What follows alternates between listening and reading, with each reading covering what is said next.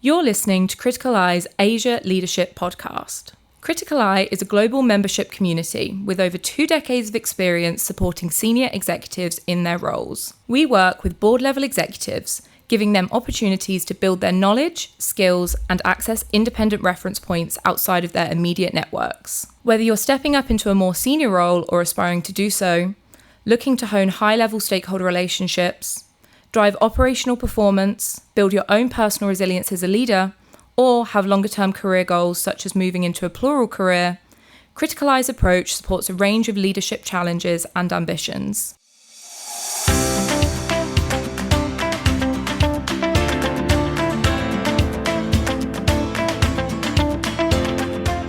Hello and welcome to this Criticaleye Asia Leadership Podcast, where today we'll be looking at women in leadership.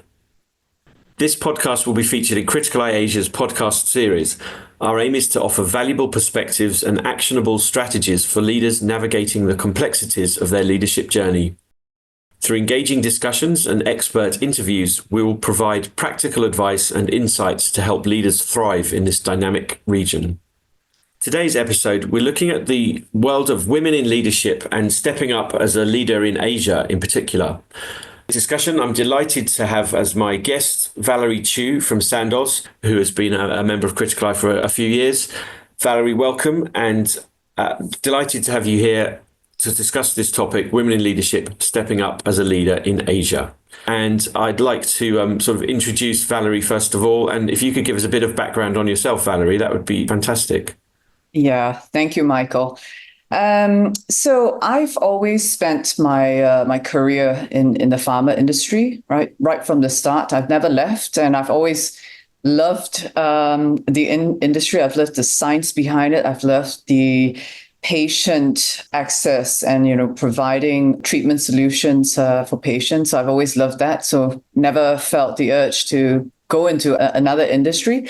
So I've always been in pharma. I started off with Sanofi. Then it was Sanofi Synth as a various sales and marketing roles. I then moved on to Merck, as well as Boehringer Ingelheim, also in commercial roles across different local as well as regional roles in the Asia-Pac region. Always in oncology, actually, a super interesting field. I've always loved that. I still do, even though I've been out of that for a long time. Mm-hmm. And then I went into finance after my MBA. I've always liked numbers and the numbers part of my role before. So I decided to pursue a career in finance, which I did in GSK for almost 7-8 years, right? Again, across different roles in a local role, regional role, as well as a global role. I then moved back into kind of commercial, but also digital. At the time, times have changed, right? So commercial is not just commercial anymore. It always involves some element of digital. After which, technology, which is very intertwined with digital, and finally transformation. Which brings in a lot of the previous experience you've had and into a sort of a nice package there. I mean, you've got to have a good oversight of all of the sectors you've looked at, or sort of, I guess, verticals you've been involved in, to look at wholesale transformation, I guess, and all the interesting and exciting moving parts that are involved in that.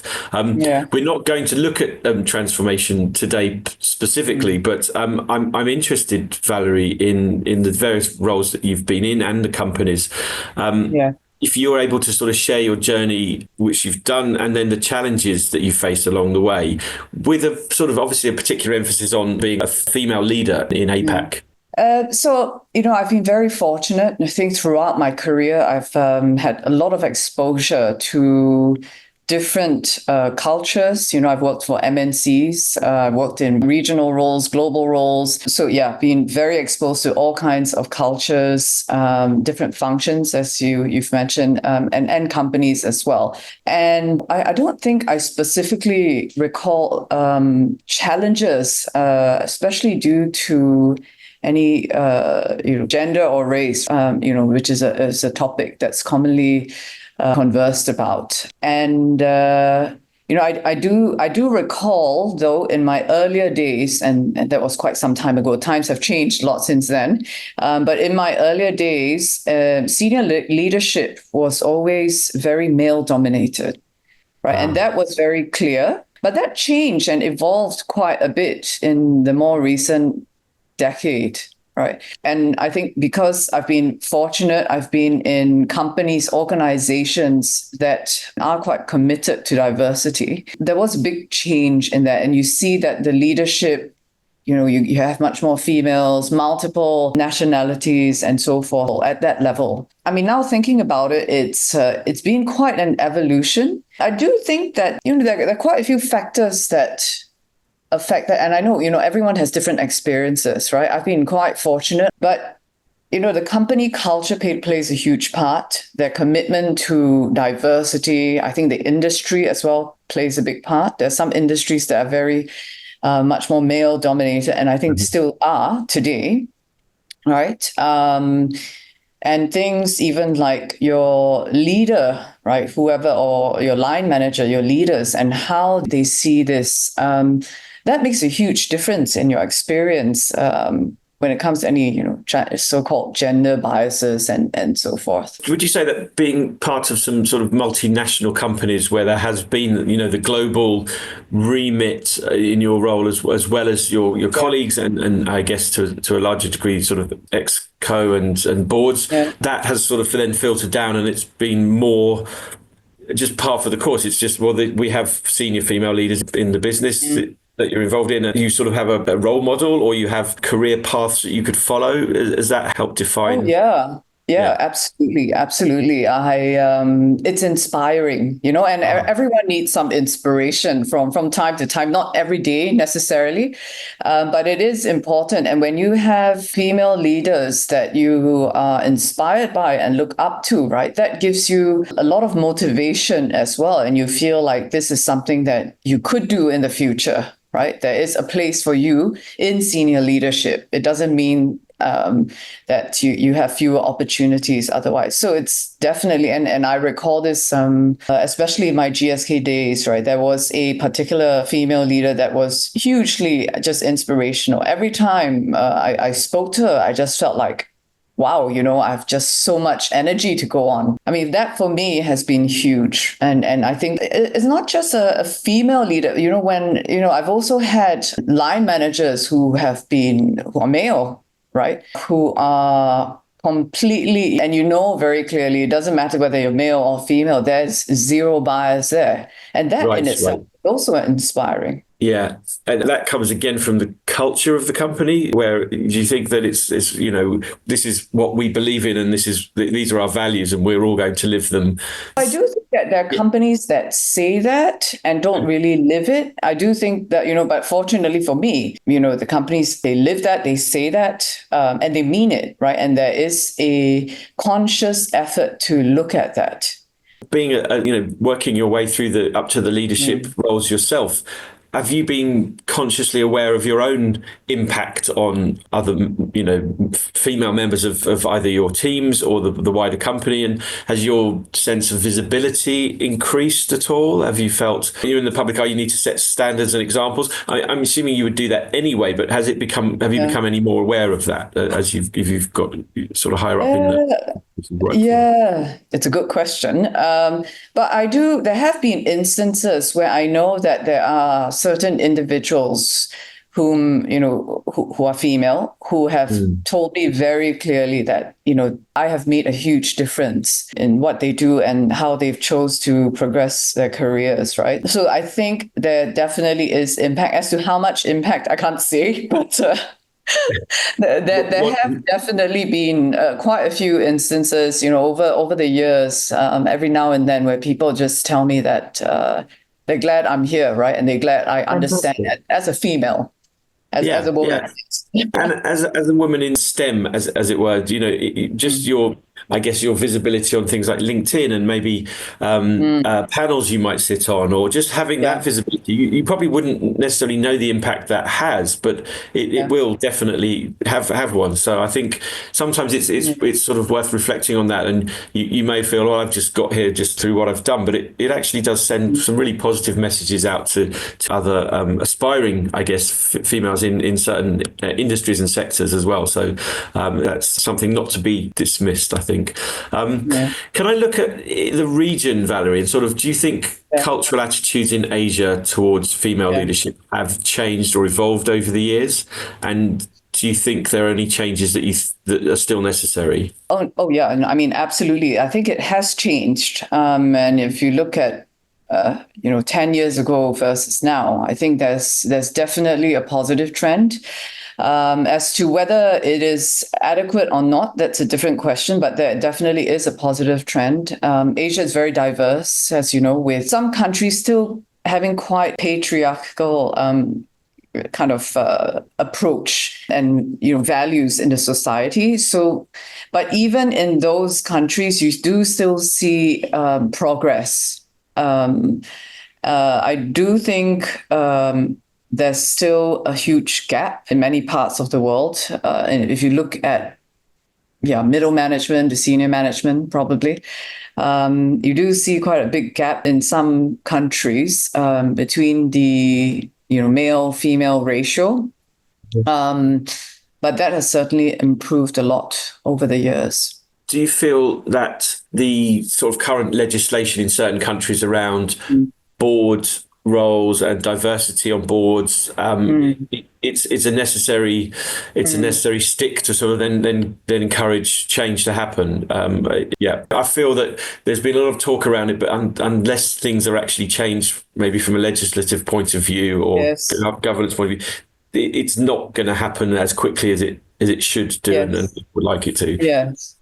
Yes, absolutely. So definitely, right? I think even if you look at the kind of venture cap world, and I mean, and I think it's very clear, you probably see it very clear there because they have a lot of statistics about investments and where they go. And by far, a company with a male founder versus a female founder, they get more funding, much more funding, in most cases, and by far in numbers as well, right?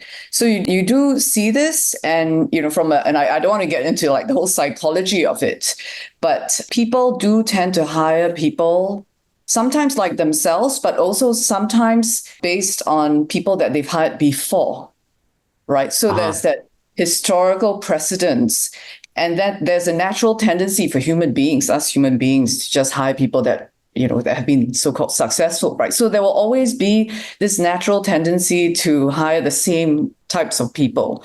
And even and this was some time ago, right, when we have AI. AI was biased as well towards people that have been hired before. I mean, the profiles of people who have been hired before. So I think there definitely is that tendency, and it takes a very conscious effort, a very conscious objective and target that's always revisited to really make a change and to make changes quickly. Yeah, I think you're right. It's not just a cultural. This surely it is right. It must be right. It has to be.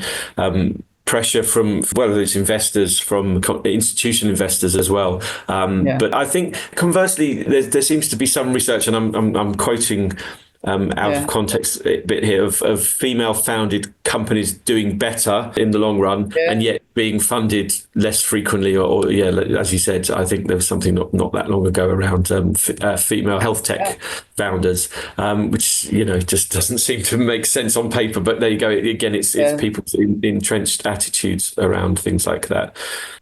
So I think definitely there is a definitely push for change, and it will be slow, but I think we're seeing things coming through in various countries around the APAC region. I have one further question for you, Valerie, and that's sort of any advice that you might want to share to young women aspiring to leadership roles in traditionally male-dominated industries or in traditionally male-dominated regions of APAC, or any you might be able to pass on.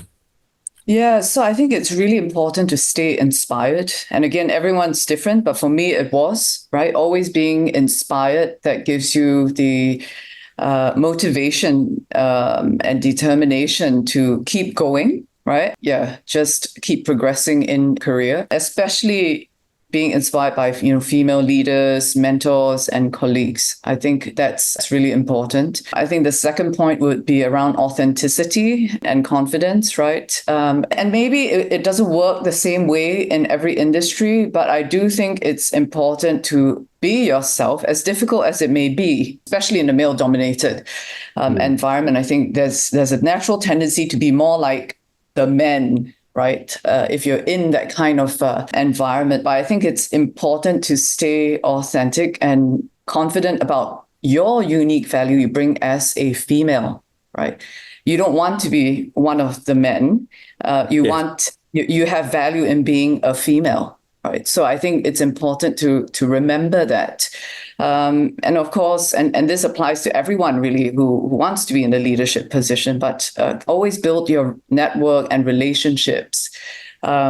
These are crucial. I mean, it's not just important, but you will not get far without building your network and having relationships with, mentors, sponsors, bosses, ex-bosses, and colleagues. I mean, on that note, I know within Criticaleye you have a very successful and fairly prominent in Singapore female board mentor, and I would assume you would sort of mention her in terms of the inspiration around some of the conversations you have. But someone from outside of the industry and sectors that you've been working in, to get that sort of external viewpoint, is that something you see as also important in building a network, not just the immediate environment that you're working in? Yeah. Absolutely. And that's, I mean, when I say mentors and sponsors, right, that's what, I mean, I had her in mind. So, I mean, again, it's not about male, female, right? But it's, that's important. It's really important outside your industry as well, right? I've been, I do a lot of that, and you learn, it's really interesting because you learn also so much from a different industry. I've been in the same industry for my entire career, but you speak to someone from completely different industry and it's so eye-opening, and it really opens up your perspective, right? And you realize that it's not, whatever it is that you're doing is just a small piece of the pie. The world is huge, right? There's so much more to learn.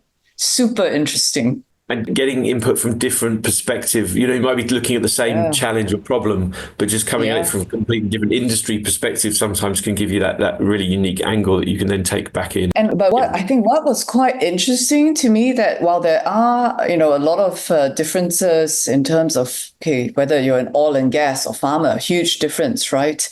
And operations can be very different, but a lot of the challenges are still the same. So there's also so much you can learn from different industries on how they've done it, and things like how they develop people, how we change the culture of the company, the challenges, how we try and actually execute that. There's just so much to learn because in many ways the challenges are the same, right? It's different people, a different organization, but it's the same challenge. And particularly, I think, as you go up into the sort of the realms of leadership, you find that the challenges aren't that dissimilar at all. It's maybe under a different name. So keeping a broad network and exploring and being inspired. That's some great advice, Valerie. Thank you. That was a whistle-stop tour through your career to date and sort of some advice and inspiration from you. So I really appreciate that, Valerie. Thanks very much for joining me today, and look forward to catching up with you and our Criticaleye members further on in the rest of the year. Thanks very much indeed, Valerie. Thank you.